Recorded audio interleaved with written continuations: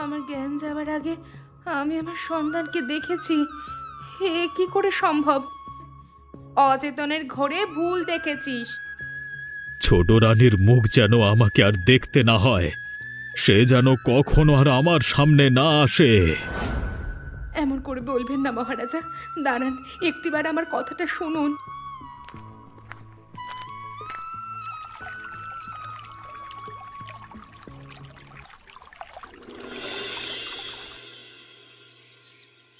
না জানি কোন অভিশাপ লাগলো আমাদের রাজ্যে।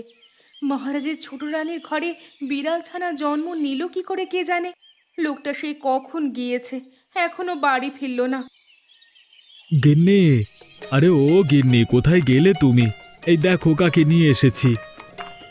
এতক্ষণে তোমার আসার সময় হলো, আর এদিকে আমি চিন্তায় চিন্তায় মরছি।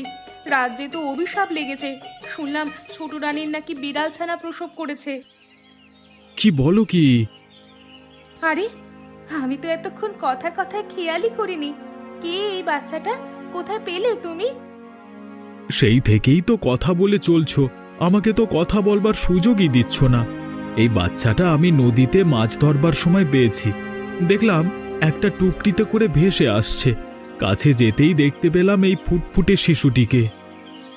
জন্মের সাথে সাথেই কোন সত্তরের পাল্লায় পড়লো বাচ্চাটা কে জানে। আরে, বাচ্চাটার হাতে যে রাজতিলক দেখা যাচ্ছে। তাই তো, তার মানে এটা আমাদের প্রতাপগড়ের রাজার সন্তান। তাই হবে। ষড়যন্ত্র করে বাচ্চাটাকে মেরে ফেলার বুদ্ধি করেছে বোধহয় বড় রানী। এখন বাচ্চাটাকে নিয়ে আমরা কি করব বলো তো?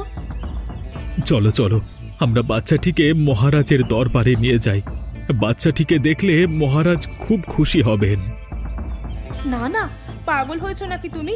বাচ্চাটা জন্মের সাথে সাথেই এত সত্তরের পাল্লায় পড়লো। সেখানে গেলে না জানি তার প্রাণ সংশয় হবে। তার থেকে ভালো বাচ্চাটিকে আমরা আমাদের নিজের কন্যার মতো লালন পালন করব। কিন্তু সবাই তো জানে আমাদের কোনো সন্তান সন্ততি নেই। হুট করে এই বাচ্চা মেয়েটিকে দেখলে যে সন্দেহ করবে। আমরা আর এখানে থাকবো না। আজই আমরা পাশের রাজ্যে গিয়ে আশ্রয় নিয়ে চলো।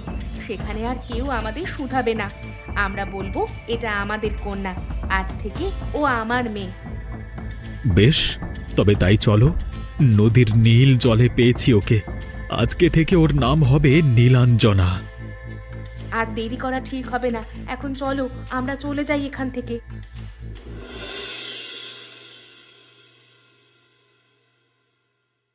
ছোট রানীর ঘরে বিড়াল ছানা জন্ম নেবার পর থেকেই আমাদের মহারাজের এই অবস্থা হলো। না